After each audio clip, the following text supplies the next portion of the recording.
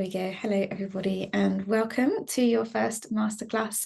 We're really excited to be talking about a framework for digital success. So looking at how to build the foundations of an effective digital strategy. And I know for lots of you, that's something you've been thinking about in your one-to-ones. You've been starting to set goals and really look at how to be more strategic and how you use digital. And hopefully what we start off with today will really kind of set the tone for the rest of the course of the program for you as well, and what it is you would like to achieve. So I'll just talk through our agenda briefly so you know what we're going to be covering today. We're going to talk about some key tools and frameworks that you can use. But first, we'll just look at why you should have a digital strategy, what we mean by that. We'll cover some reflective practices. We'll look at some key components to include in your strategies before then demonstrating our digital strategy wizard tool, which you can all start using. After that, we'll start setting some SMART goals, and we'll have time for any further discussion or questions that you have. But there'll be a few points throughout the day, the session, where you'll have a chance to reflect and start your own work on these strategies. Or if you already have a strategy, then do have that to hand, because this is a great chance to refresh and update. It's definitely something that we'd recommend updating regularly. So if you've got one already, then do bring that along. But just to introduce myself, my name is Jasmine. I know I've met quite a few of you in your onboarding one-to-ones, which has been great. I'm the digital training lead here on the Bridge team at Lightful, and yeah, really looking forward to talking all things strategies and goals today. I think from my previous experience in different organisations, I found that digital strategies don't need to be as complicated as maybe we assume. And I think sometimes we think of it as being a really big, overwhelming thing. But actually, I think the simpler, the better, and it makes it much more sustainable. So hopefully we'll be able to share some of that with you today. And I use, the frameworks that we talk about in my day-to-day work as well. So things like SMART goals and stuff like that. So really looking forward to sharing more and hopefully helping you all to build strategies that will really help you in your digital work and progress. And I'm also joined by my colleague Simran, so I'll hand over to her. Thank you, Jasmine. So yeah, my name is Simran, and I'm also a digital communications coach here at Lightful. But before this, I was a social media and outreach, I worked in social media and outreach within the charity sector for around 5 years. Coming from a very small team of two, where goal setting was very pivotal to everything that we did, and in ensuring that everything that we did was purposeful and had a role to play in furthering our mission. So it may seem a bit time consuming now, but I promise it definitely is impactful and very important in the long run. So I'm looking forward to exploring all of that with you here today. But let's now look at our learning outcomes. So the first one is to identify the components of an effective digital strategy. And then it's to plan how you'll be creating and implementing a digital strategy. And then lastly, it'll be creating SMART goals for your organization. And if digital strategies are something that's totally new to you, then don't worry, as we'll be talking about what that means. But if you do have a digital strategy, then today is a great time to revisit it and use our tools and templates to make sure that you're set up for success as you head into the Bridge program. So let's talk a little bit about why a digital strategy is important, and also what is a digital strategy. So a nonprofit digital strategy is a plan for furthering your organization's goals using digital marketing. And this might be to do with raising awareness of the work that you do amongst your audience groups or service users, as well as your customers or funders, or it might also be about increasing your funds or income. And it could also be about telling your stories online to engage stakeholders and decision makers. There are a number of digital channels. There's social media, there's your website, there's email marketing, and there's text also. And each should really work together to reach your audience on the right platform at the right time and with the right message. And orchestrating the efforts on these various platforms can be a challenge without an overarching strategy to unite them. So all in all, a digital strategy informs your online marketing efforts, with the two working together to maximize your organization's impact. As we know, the digital environment is a very loud and busy landscape, and competition for donor attention is always high, which is yet another reason why your digital strategy is so important. And when planning your digital communication strategy, it can help to look at the bigger picture of what's going on online these days. So if you look at your screen now, there's a graphic that really helps you to visualize the impact of the internet and the digital technology on everyone's daily life. So it shows the number of Google searches, Facebook posts, and WhatsApp messages that are sent in a mere 60 seconds. And if you look at the numbers, it is very shocking. However, while these digital channels present a huge opportunity for your organizations to reach wider audiences, you do need a robust storytelling framework, high quality content, and the right message to get the right attention or just the attention of your target audience and to get results. And a digital strategy can help you do this. It helps you cut through the clutter and noise and also helps you to capture people's minds and hearts and in turn deliver greater impact. So, your organization needs a focused strategy in order to reach supporters in meaningful ways, cut through the busy digital landscape as we just saw, and ultimately increase fundraising, awareness, and engagement for your organization.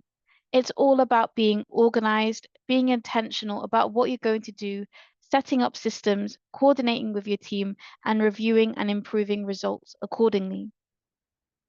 It sounds like a lot, but we'll be breaking that down slowly. So, your digital strategy forms a vital component in your overall organizational strategy, and most importantly, it should be aligned with your organization's vision and mission, which is why you're seeing the graphic on the screen now.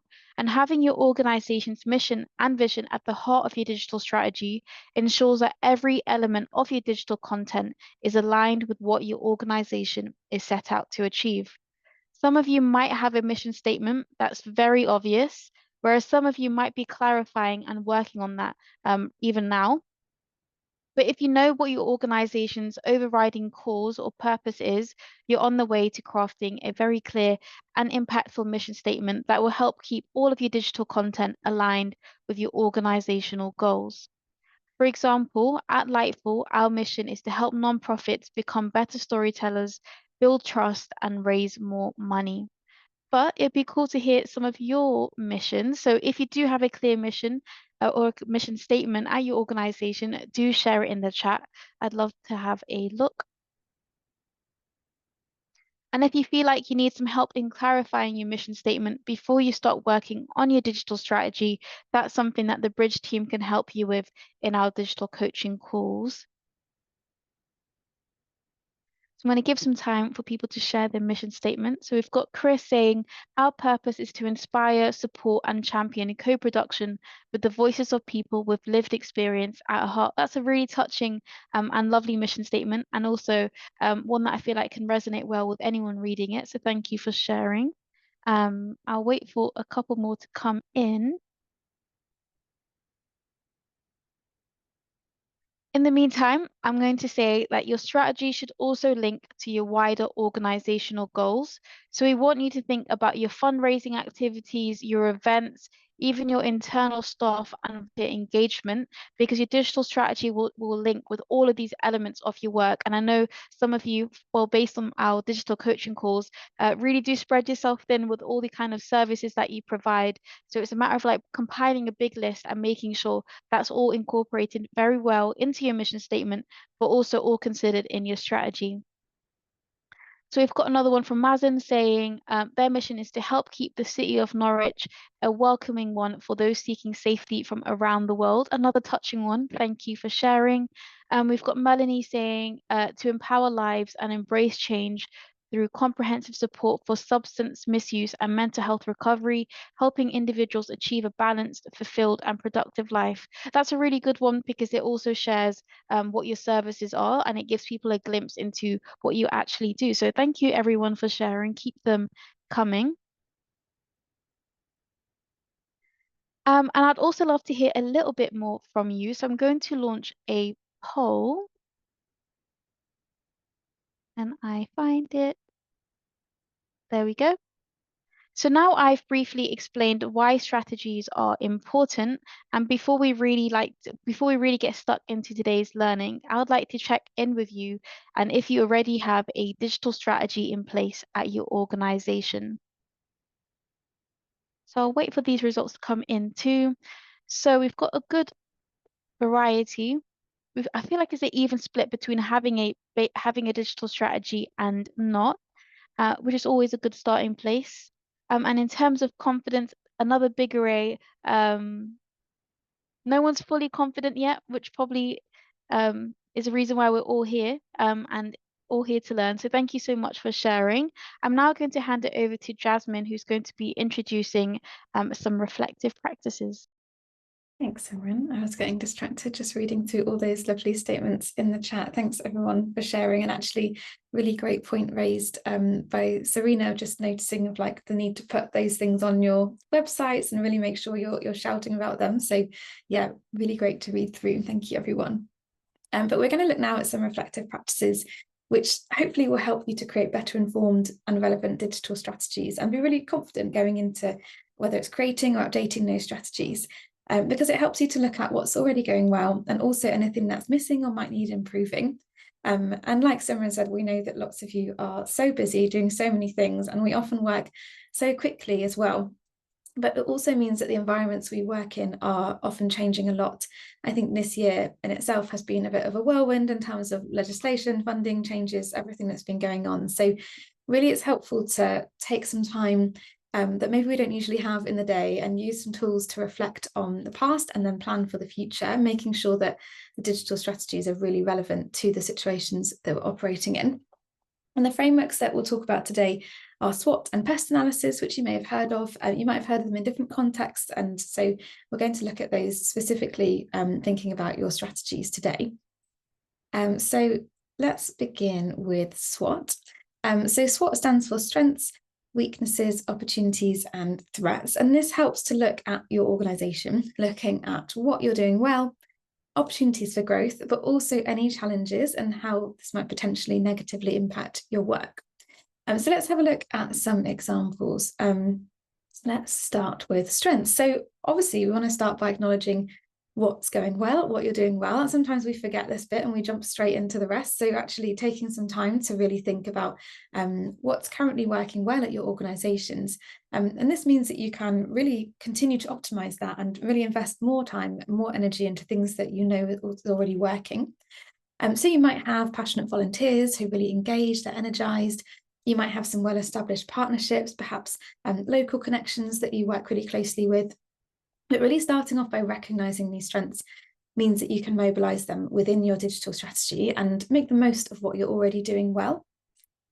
And then weaknesses, obviously every organization has some areas that we would like to see improvement in, but perhaps you are lacking some skills in a key area, you might not have the tech that you need to work efficiently. One of the most common challenges we hear of is limited time and capacity. And so some of it might seem really obvious, but actually I think just by identifying them in the first place, you can think about what you'll do to address them, or actually just bear it in mind when it comes to thinking about what you will or won't do and what you're going to prioritize.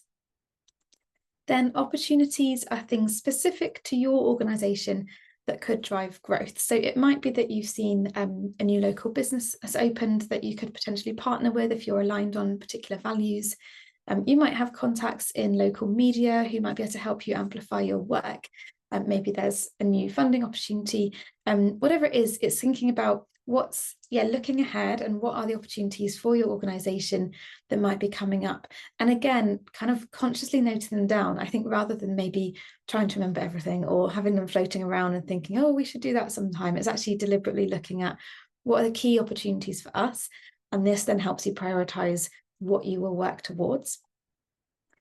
And then threats are outside factors that might then impact on your work. So by spotting these, you can think about any mitigation that you might need to implement, anything you might need to be prepared for, whether that's something like having competition from others doing something similar, which then might challenge you to think about how you tell your story, how you raise awareness of your organization.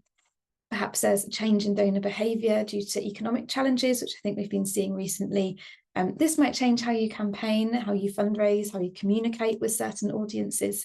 And so it's thinking about what are those threats in a way that is something you can do something about. Some threats we maybe can't do anything about, but actually being aware of it and thinking, is there something we could be doing to tell our story better, to reach a new audience if a current audience is dwindling a little bit? So just sort of like really looking at the landscape and seeing what you can do there.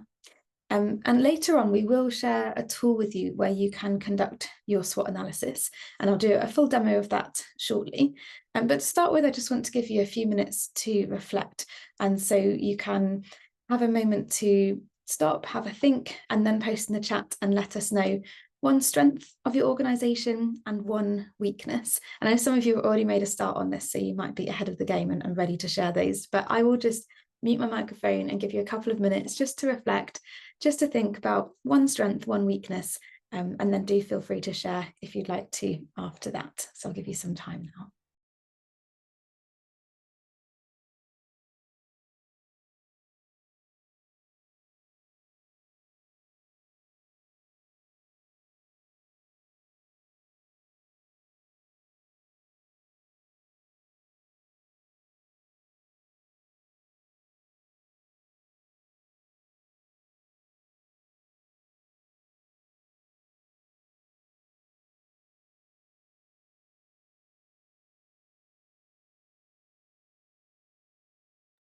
Oh, great. I can see you're all thinking of them already. I'll just read a couple out and think about kind of what that means for your strategy. So Melanie shared that one of the strengths of the organisation is a strong community reputation built on lived experience. And actually that's great, because we were just talking about this yesterday in terms of how you might use that strength and then tell stories from that community, how to engage that community, knowing that that's a real strength of your organisation, which is brilliant. I'll pick out a few more. Chris, in like the weakness, limited capacity beyond core delivery, absolutely. And I think probably a lot of people can relate to that on the call today. And I think some of the things we can then think about in terms of strategy is therefore what to prioritize, and being really realistic about like what can we not do, but actually what is going to give us the best return and is worth investing some time into. Mohammed, you've got well established with 43 years history. That's amazing. Again, it's thinking like, what does that mean then? What can we do with that? And thinking about the relationships that have been built over those 43 years, the impact, the stories you can tell, which is brilliant. Oh, loads coming through. Jenny, I can see yours is like a conflict where you've got you as a strength, you're the only deaf-led supporting charity in Northamptonshire, which is great. But if there's a lack of awareness, then that's a weakness. So it's thinking like, yeah, that how do we celebrate that strength and really share that more, which is great. Amazing. Oh, there's so many coming through. I can't read them all quick enough, but we will definitely read through them. But hopefully that's helpful just to kind of start thinking about where you might begin with your SWOT analysis. And feel free to keep noting them down and scribbling away. That's brilliant. But we'll also look at the pest analysis. And this is a strategic tool to then look at the external factors. So if you SWOT to look at your organization, and then we're going to use pest to look at the impact on the kind of environment that you're operating in. So these include political, economic, social, and technological factors. There are also various versions of this framework that you might have seen, some that include environmental and legal. So if and when those bits are relevant to your organisation, feel free to add those in.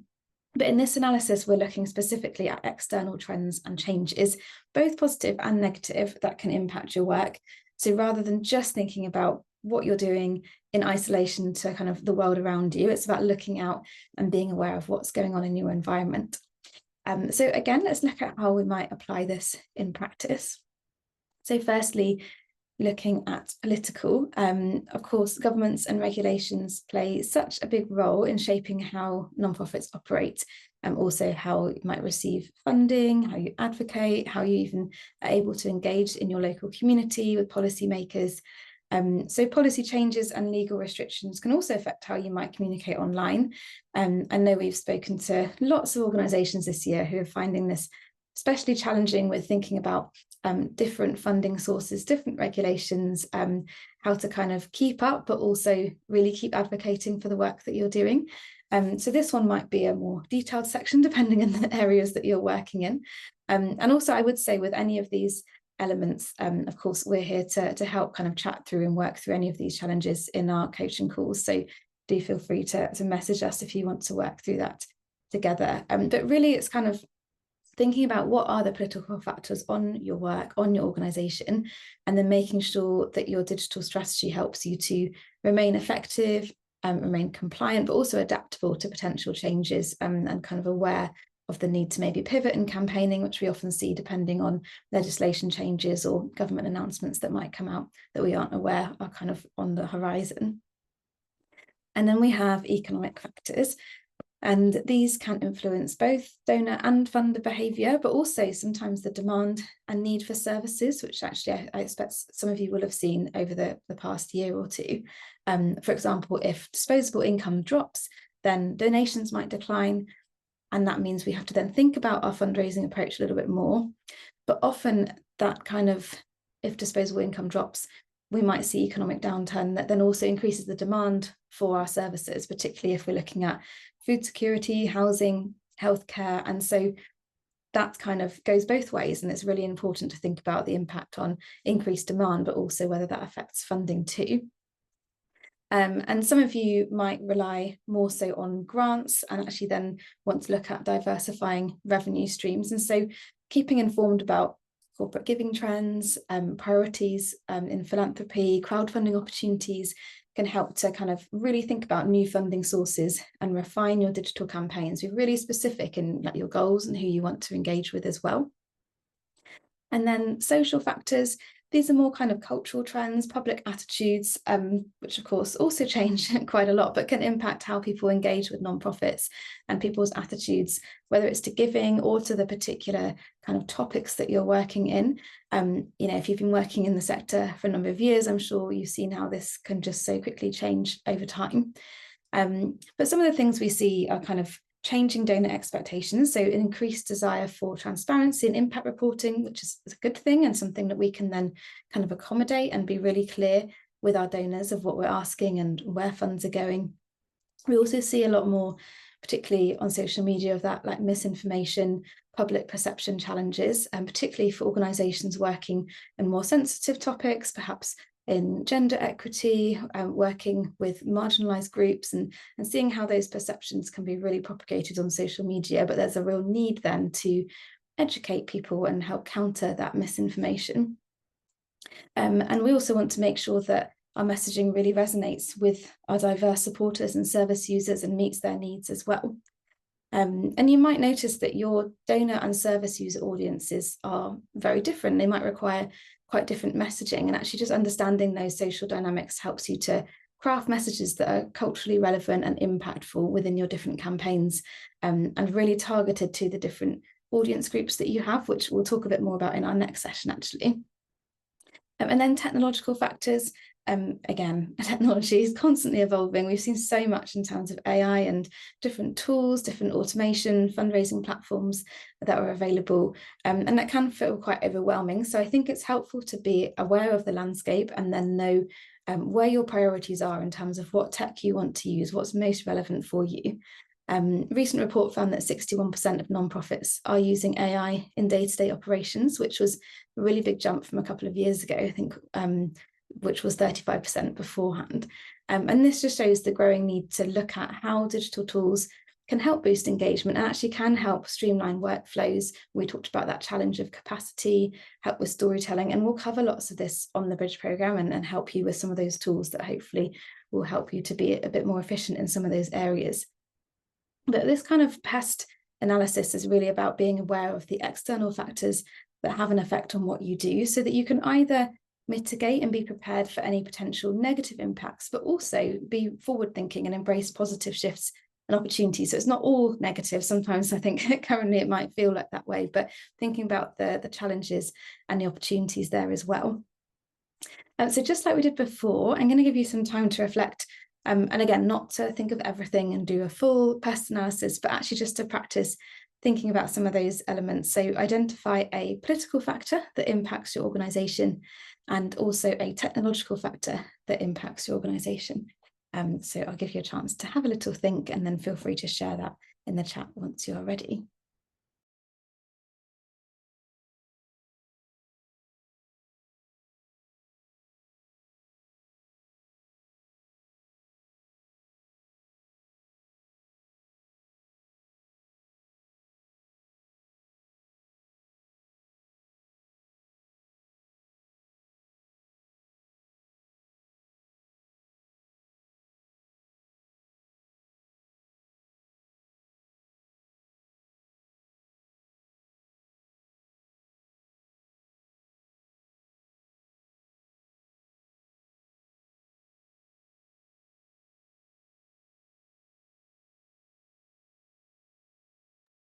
Oh yes, I'll just go back to previous example, I think, Louise. There we go, if that's helpful to look at some examples. But Serena's posted some really helpful examples. So for the political factor, changes in social housing availability or eviction laws can increase demand for their services, totally. And that then directly impacts, what services are needed, but also maybe how you communicate them, which groups of people might need them most, and how you then engage with them.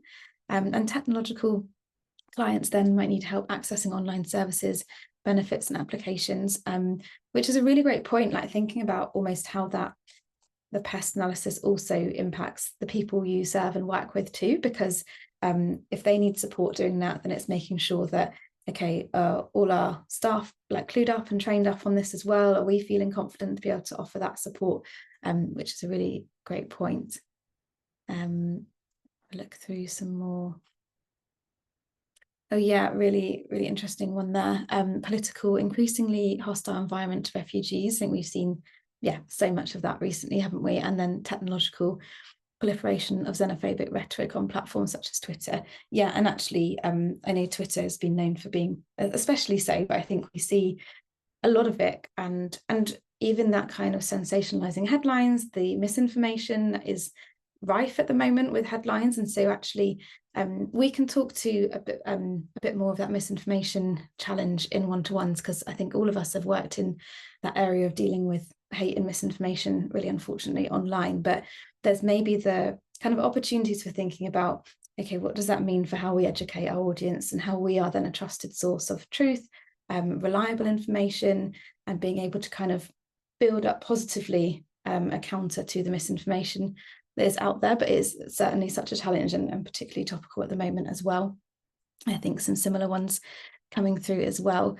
So we do have some resources for that. So if that's something that's kind of currently a challenge, then let's chat about that more, because we can definitely look at any support we can offer, because it can be very all-consuming as well, kind of dealing with that in the social media landscape, which is really, really challenging.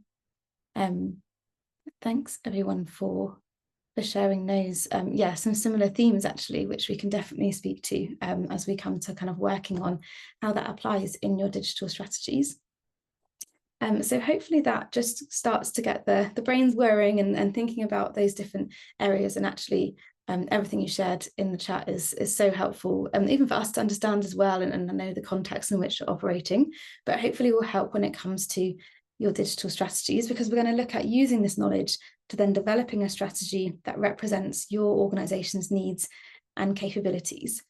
And actually a strategy doesn't have to be a really big, complicated document and lots of pages. I think that might be sometimes where our mind goes, but keeping it simple makes it easier to stick to. And we have 6 core building blocks of your strategy, which I will just pull up on screen for you here. So first one is maybe quite simple. It's the objective. So what are your goals? And thinking to those really great mission statements that you shared earlier, your goals are the foundation of your entire strategy.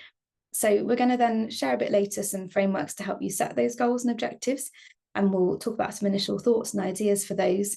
But really that comes first, and that is so fundamental to everything else that follows, because it needs to be aligned to your goals, whether that's to raise a certain amount of money, increase awareness of your mission, grow your audience base, engage more with your community, whatever those goals are. That's going to then influence the rest. Because next we have audience, which is who are you trying to reach? And actually, it's really important to identify your target audience and tailor your communications accordingly based on what those goals are that you set, because that will really impact who your priority audiences are. And we often talk about how we probably want to reach everyone with all the amazing information about organization, but that's not practical and strategic. And so in our next session, we'll be talking more about how you do that in a really strategic way that makes the most of the time and capacity that you have without spreading yourself too thinly. And then constraints, so what restrictions do you face? And these will probably be the things that we've then covered in your SWOT and PEST. So the technological, maybe capacity related, might be budget related as well. And you might have a budget for digital marketing and fundraising, but you also might not. And so just being really aware of what you do and don't have in that sense is really helpful. And also the goals of other stakeholders in your organization. So what is important for, the wider team, perhaps the board, and how does that impact where you go strategically as well. And then tools, looking at the resources that you currently have as well. And then that helps you know what you need and also what you don't need. So if you've got analytics tools, CRM platforms, design tools that you use, also factor in the tools that you now have access to with the Lightful platform. We'll be showing you one of those in a moment as well. And then following on from that, we look at our content and channels. So based on all of this, what does your audience want to see? And how are we going to use your different communications channels to work together to support each other, and really be strategic in everything that you're putting out there, making sure that all the time you're spending is driven towards a result, and so that you can make sure that you're being really efficient with the things that you're working on and creating as well. And then finally, measuring success. We want to be able to measure progress against those objectives in the section at the very beginning. So that means we'll identify the metrics you can track, regularly check in against them.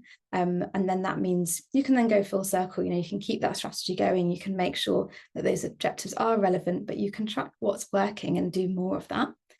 And it might sound like a lot, but we are starting at the beginning today and looking at those objectives. And like I said, then we're going to move on to audience and we'll follow through those different areas. So hopefully that's helpful, whether you're starting out with a strategy or if you've already got one and you'd like to review it as well. But we do have a tool that I keep mentioning and I am now going to show you, which is to help you go through that process of creating or updating your digital strategies. And so you'll see on the Lightful platform, there are lots of different tools available for you. Just a note to say, hopefully everyone's been able to log in. If you haven't, we'll be able to share a link in the chat, and you just need to reset your password using the email address that you've registered on the program with, and you will have your own individual logins. And when you land on the platform, you've got your different menu options at the side. Some of you have started connecting your social media accounts, scheduling your posts, which is great. But what we're going to look at so today is the strategy section here. And this is to help you build a strategy without having to start from scratch, and just use this template to structure your strategy, collaborate with your team, and then be able to export it as well. So I'll just talk you through. Basically, you'll start with, I've obviously got some in mind already, but it's live and it saves your progress as you go. So we'll talk about what your strategy is for, and then we'll go into what your digital objectives are. So thinking like to that diagram that Simran showed us earlier, where you've got your mission and your organization goals, and then what does that mean for digital, and setting out those goals here. And here's your space for adding in your SWOT analysis and your PEST as well. And so the idea is you could probably, the ones you've already mentioned today, I would definitely open that up and go and just paste them in, and you've got those there on record. And then as and when you might think of some more, pop them in. It can be quite a good activity to do with a team as well. So yeah, definitely dip in and add those in. But it also means you can reflect and refresh those as you go.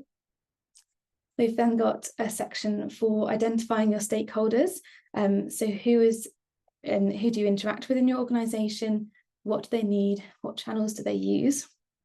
And then social media channels, you might use 1, you might use 5, but noting down what channels you're going to use and why. And again, it's following on from the bits you've talked about above of kind of what's going to help with your goals, what's relevant based on the analysis that you've looked at, any budget that you have. And then fundraising, so having your targets maybe for the year or whatever period you want to work in, and then looking at any giving tools that you would use. And you can tick your boxes here, and that will align with the ticks on the side. So yours will all be, well, unless you've already started, yours will probably be empty, and then you can make a start. You can tick it once you're happy with it. And also that means you can share that as a team in terms of going in and maybe allocating different parts that you might fit in. And then you can fill in the data and analytics that you'll track based on those goals and roles and responsibilities too. And then once you're happy with it, you can download it as a PDF if you'd like to share that with your internal stakeholders. So it might be that you download that, save it down with a view to review that in 6 months' time and keep that refreshing. So you might make a start now with your goals, and then actually throughout the Bridge programme, hopefully we'll be able to help you update and refresh and keep making sure that that's really current and relevant to what you're doing. And it also takes you through so you don't have to just start with an empty page and begin, and hopefully that will help work through that in a really methodical way. So do take a look at that. Remember that that is a flexible document. You can kind of change it at any time, but I'd really encourage you to open it up and just firstly kind of note down those ones you've put in the chat so you don't lose those, because I think they were all some really good points that you shared earlier, and then we can go from there and work together in our one-to-ones on that as well. But that's probably enough for me for now. I'm going to hand over to Simran to talk through this important stage of setting your goals. Thank you, Jasmine. Yeah, definitely try and make sure you copy and paste the amazing goals that you've shared already. Mission statements, I mean. But moving on to goals, I do have goals on my mind because the very first and most important step in building your strategy is understanding what your goals are and what you actually want to achieve. Because your goals give you something to measure against, so you can see how you're doing and check whether your strategy is really working. But here's the thing, goals aren't something that you set once and then forget about. They should actually guide your strategy and your digital content all the way through. Think of them as a compass, something that you could come back to again and again just to make sure that you're heading in the right direction. So once your goals are clear, that is when you can then start mapping out your plan for how you're going to achieve them. So now we're going to be talking about goals in this context, and by that we mean SMART goals. Some of you might have already heard of this before, some of you may have not, but if you have, feel free to pop in the chat and share what you think SMART stands for. So SMART is an acronym with each letter standing for something that makes a goal stronger and easier to achieve. And I'll wait for some answers to come on in to the chat.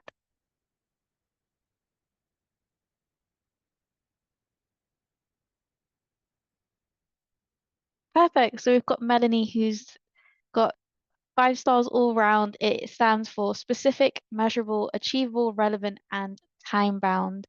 So let's move on to exploring that a little bit further. So the SMART framework is a really useful way to set strong, clear goals. SMART does stand for specific, measurable, achievable, relevant, and timely. And let's break those down one by one. So specific asks, is the goal clear and focused? So if you shared it with your team, would they instantly understand what you mean? Because a vague goal makes it really hard to measure success. So it's really important that you try and keep it sharp and focused. And then we have measurable. You need a way to track progress. Can you actually measure whether you've achieved it or not?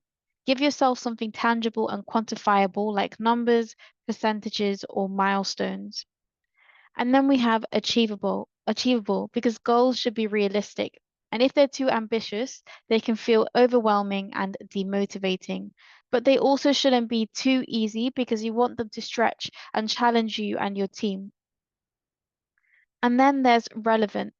So does the goal connect with your bigger objectives?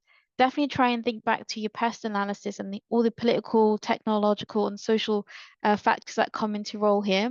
And because you might completely smash a goal, but if it doesn't actually support your organization's mission and isn't relevant to answering all the challenges that you may have come across in your different reflective practices, then it's not really moving you forward.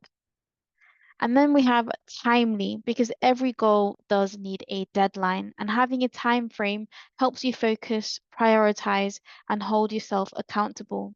It's also what keeps you honest about whether or not you're making progress. Now, not every goal is easy to make SMART, but it is worth putting in the effort because SMART goals bring real value to your organization. They keep your team aligned, make priorities clear, and also give you a solid way to check if you're on track. And here's the key. Even if you don't meet every single goal, it's not a failure. It's a chance to learn what to adjust, whether that's your approach or the way that you set your goals in the first place. And also, on the flip side, if you do find yourself hitting these goals with ease, then maybe that's a sign that you might not be aiming high enough.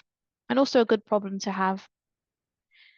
I actually want to move on to something else, which is our Smarty goals, because one of our recent bridge participants shared something very brilliant, and that's that they've taken SMART goals a step further and turned them into Smarty goals, with the extra I and E standing for inclusion and equity. Why does this matter?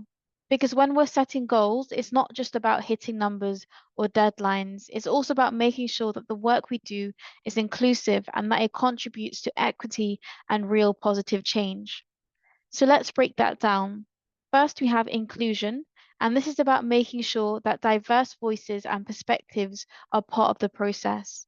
It asks us to go beyond the usual process of sticking to success metrics and instead to think about who we're involving, who we're empowering, and whether we're creating space for people who are often marginalized or underrepresented. And then we have equity, which takes it even further because equity is about fairness and justice. It's about making sure that the resources, opportunities, and benefits that we do provide are shared in a way that tackles deeper inequalities.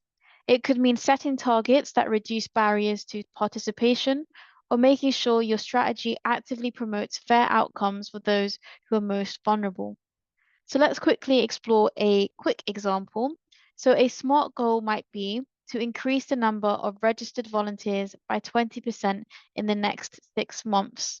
But if we were to turn that into a SMART goal, then it would be to increase the number of registered volunteers by 20% in the next 6 months with a specific outreach campaign to underrepresented communities so our volunteer base is more diverse and better reflects the people we serve. That's more of a top tier surface kind of translation, but I'm sure you guys can take it a lot deeper. And that's the power of adding inclusion and equity into your goals. It shifts the focus from just achieving growth to making sure that growth is meaningful and fair. I'm now going to hand it over to Jasmine, who's going to share an example. Thanks, Simran. So yeah, hopefully to bring this to life a little bit, I thought I'd show you some of the SMART goals that a previous bridge participant came up with as part of their digital strategy. And then it'll be over to you to start sharing your goals. So have a little think about what those might be as we go through. But I worked with Cara from Orbis Ireland, and she had several core areas that she wanted to focus on. Firstly, it was brand awareness. So she wanted more people to know who they were and what they did, which probably is something that lots of you relate to. And so we broke that down into the activities she was doing on social media and set the goal of increasing the average reach of social media posts by 5% by the end of August. And so this had the different components of SMART goals. One thing we had to work on was a deadline. Otherwise, it's indefinite and you actually never know when you've met it if you just want to increase the average reach over any period of time. And also Cara then needed to know the average reach of her posts at the start, which then helped her set that goal. And then we were able to come up with steps that would help drive towards this, such as including call to actions, updating the visuals, and refreshing some of her social media posts. Then we had one on supporter engagement. So she had a fairly new newsletter, I think, which we were finding could be a really powerful way to engage existing supporters. But it was quite challenging to actually grow that and get more people to sign up. So people who were on the mailing list would often engage and click through, but she wanted to get more people into that mailing list in the first place. So she wanted to increase newsletter subscribers by 5% by the end of the year. And then, of course, rather than just kind of set that goal and then wait and see what happened, we then had to actually take steps to make sure that this was on track and going to happen. So with that goal in mind, she then ran a mini social media campaign with the aim of prompting existing followers to take that action of signing up to their newsletter. So saying kind of why, what benefits they'd receive, how often they'd get that newsletter. And they had a really great response in this campaign. And that came from kind of thinking about, okay, the goal is to engage more supporters. We need them to sign up to the newsletter, and how are we going to do that? And then the final one is a fundraising goal, which I'm sure is something that lots of us have. But in this instance, it was for a very short campaign, which was run by the Global Giving fundraising platform for a period of just 4 days. And actually, Orbis Ireland had previously run a campaign or tried to run a campaign there, but just didn't really have any engagement or success there. So they wanted to use this one as kind of an exercise and a bit of an experiment. And they set the goal of raising £500 in that specific campaign. And then they planned strategic comms around this key moment. And then because of this and having a really clear goal to work towards, they actually raised £1,000 and actually totally exceeded that goal. So it was really helpful to have that in place there. I can see, Louise, you've got your hand raised. Would you like to share?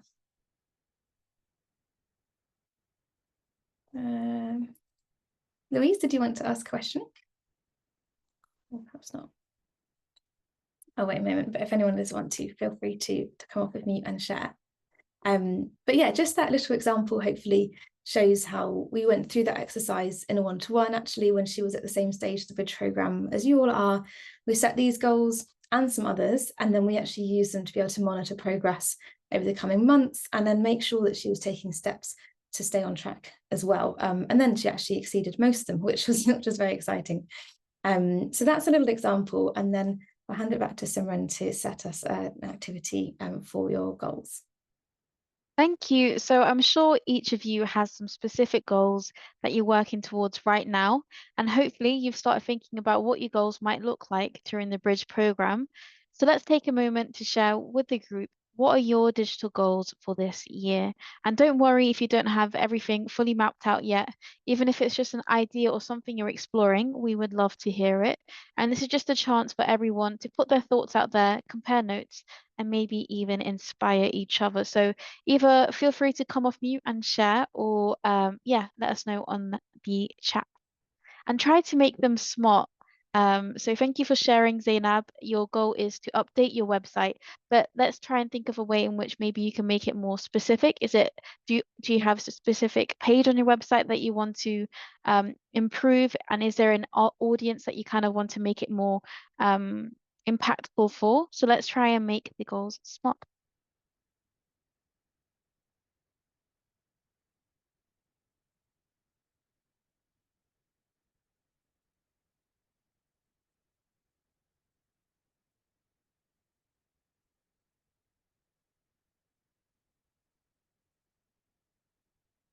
So we've got Mohammed sharing, their goal is to update the website that is shouting about our work with videos and testimonials by January 2026. That's amazing. Thank you for sharing, Mohammed. And a great goal to have. And also I can see your deadline. And videos and testimonials is something that we could also look further in during our storytelling month, which I know is a lot of people's favorite. So thank you for sharing. Got Serena saying their goal is to update their website. A lot of website updates happening to have an effective About Us page outlining our mission, vision, and values before Christmas this year. And to also, just lost it for a second. There it is. Thank you for sharing. I think maybe you could try and think also about how you can make it more measurable. Maybe there's a percentage of maybe there's an engagement figure that you want to hit, or even like a donation figure. Try and think of any numbers that you think will help make that website update more measurable in terms of its impact. And then we've got Esther sharing increase regular giving by 5% within the next 6 months. That's great. That's a great goal. Thanks for sharing, Esther. But maybe thinking about how, maybe you've shared something before and I've missed it. But yeah, how would you think you would go about doing that? Got Mazen saying to improve our social media presence and our website to be able to increase our monthly small donor by numbers by 20%. That's a really good goal. You're missing the deadline, but I love that you've incorporated your how and also how you're also going to measure it. So thank you for sharing. Is there anyone that would like to come off mute and maybe share a smart goal or maybe an idea or something they would like to improve during their time on the program?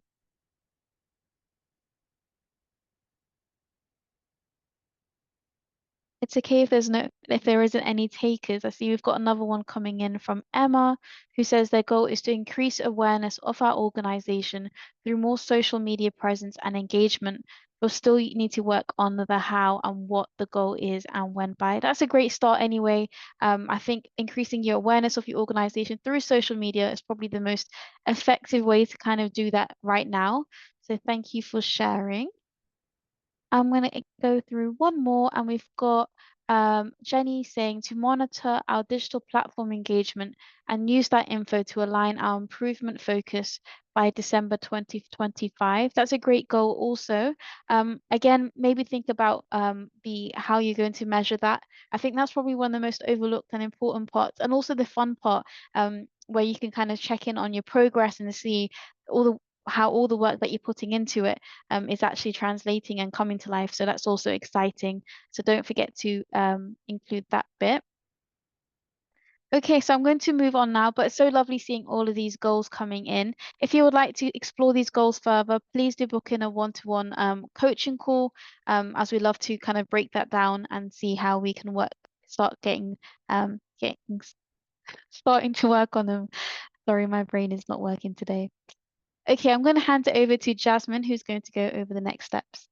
Oh, thanks, Simran, and thanks everyone for sharing those goals. Yeah, interesting that lots of website updates, lots of increasing awareness, and actually awareness is often a goal I think can be a bit challenging because it's hard to measure awareness. But with social media, you can do things like tracking your reach. So if you want to increase awareness, you might want to see an increase in reach on your social media posts because then you know more people know about your work, or website traffic is another one as well. So yeah, I think like Savina shared in the chat, if you want to kind of help breaking it down or going into those metrics, we can definitely help with that. But let's look at the next steps for you. Okay, so we do have a bonus session. I'm conscious you're already at the webinar today, so you do not have to join this bonus session. It's an optional one, but we have a guest speaker coming to join us later on this afternoon. We will be recording the session as well and sending it out to you. So it's all about Giving Tuesday. So some of you might be working on campaigns for Giving Tuesday. It might be new for some of you. But we have a guest speaker called Bertha, who is the director of the Giving Tuesday Europe Hub, and she's going to come and talk to us all about what Giving Tuesday is, the impact it's had over the years, and then share some tips and strategies for campaigns as well. So if that is something you're working on, do feel free to come along. But if that's not, don't worry, we will be recording it. We'll save that all on Lightful Academy afterwards if you would like to catch up at another time. And then before we just set your kind of homework from today's session, I'll just remind everyone to make sure you can get logged into the Lightful platform. So set your password to log in. If you weren't able to join us at the introduction session, you can watch the recording back on Lightful Academy and in the links that we sent you over email. And you can have a look around at all the tools that we've got available to you, but we'll also then direct you to the ones that are most relevant to the learning that we've talked about today. So do make sure you've logged in, and that's kind of the first thing you need to do to then be able to access everything else as well. And we'd also like everyone to be able to complete at least one Lightful Academy course by the end of next week. So do have a play around. And if you need any help, if you get stuck at all, just let us know and we'll be able to help you out. But in terms of where to go next with your learning, of course, we've been talking a lot about digital strategies today, and we do have a Lightful Academy course all about digital strategy development, which will help you kind of take you through those steps and really apply it to your organisation. And then we'd love you to set SMART goals for your organisation. So some of you are, well on your way to doing that. We'd recommend having about 3 to 5 goals at one time. We kind of don't want so many that it's really overwhelming, but normally having a few means that we're really aligned to what our overall mission is as well. So that can be helpful to do. And you can set those in the Lightful platform. And then, of course, we want you to start using the digital strategy wizard that we've talked through today. So you might have even started now kind of noting those points down that we've shared in the chat, but that hopefully will help you to really implement what we've talked about today and start progressing with your strategies. Another reminder is for everyone as soon as possible to be able to complete your individual progress trackers if you haven't already. I know lots of you have, so thanks to everyone that have already completed that. We shared this over email. Essentially, we just need all participants to complete this in order to confirm that you're going to be taking part in the programme. It helps us to check in on your progress. We do one in the middle and one at the end of the programme, and that helps us to then report back to the programme funders and just see where you're at with your progress and what else we can do to support you. So Sabina's just shared a link in the chat to that survey. And if you've already done it, you can ignore that. But if you haven't, please make sure you do. And if you have any colleagues or team members who want to join the programme, because your place in the programme is for your organisation, then they can register by completing that same form. And then that means we have all the information we need to get them set up. And as a quick reminder, I think lots of you joined our WhatsApp group last time we met, but we have a WhatsApp group specific for this cohort, for this group, where you'll have updates and reminders, but also a chance for you to connect and network. So perhaps after today, it'd be great to maybe share some goals in that WhatsApp chat and get some feedback and help each other make those goals smart. I think that can be a really good exercise to offer some peer support, but also to be able to really practice those learnings and optimizing those goals. So that WhatsApp space is just for this group. And then we have the Facebook group, which is for our wider Bridge community and alumni. So over 1,000 people in that group, and we post notices, kind of news and trends, and other participants will post as well and share things about their campaigns or questions and requests for advice. So I think those are all of my notices and next steps for you. But just as we come to a close, I'm going to launch our final poll for the session. Just asking how confident you feel now about creating and using a digital strategy, and then asking just for your feedback on the session. But while you're filling in that poll, I want to just open up the floor as well to see if anyone has any questions. If anything is not yet clear, do let us know. I can see someone has mentioned about having support through a one-to-one, which is brilliant. We would love to help you with that. We can send you a link to book in your one-to-one if you haven't yet had your first onboarding session. I know lots of you have, but I'll also just quickly show you where you can find the link to do that if you do forget. And so if you head to Lightful Academy, which if you've logged into the Lightful platform, click on Bridge Hub, go to Lightful Academy, and it will take you here to your dashboard. And if you click on this menu, you can always find the one-to-one booking page. We send out the links in email as well, so you can access it by a direct link.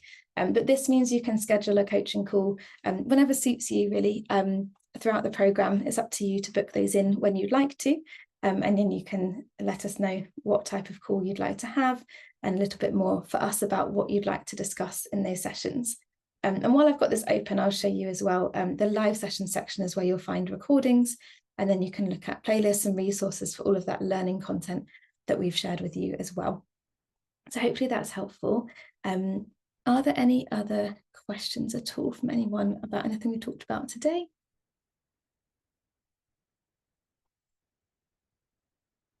Oh, Jenny, good question. Is there a maximum number of one-to-one sessions we can book?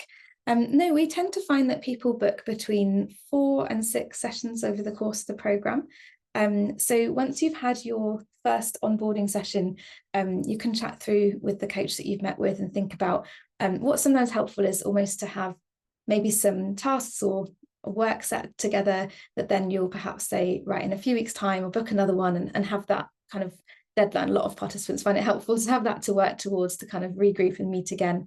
But also if you've had several and you're like, oh, I quickly need some advice, like, is anyone free, this week, that's absolutely fine as well. So yeah, it's up to you. If everyone can have that first coaching call within the first month of the programme, then that can really help kind of set that up. But no, Jenny, I'm sure we'll be delighted to meet with you. That would be brilliant. But thanks, everybody. I think that's all the questions that I've seen. But if you think of anything else, just drop us a message at support@lightful.com. And yeah, we look forward to seeing you all again in your next one-to-ones and live sessions as well. And best of luck as you get started on your digital strategies. There were some brilliant goals shared, and I think, yeah, everyone's really well on their way to getting that set up. And I can see that the overall confidence has gone up, which is what we love to see. But we're here to help if you need it, and I hope you have a great rest of your day. So see you soon, everybody. Thank you, everyone. Bye. Bye.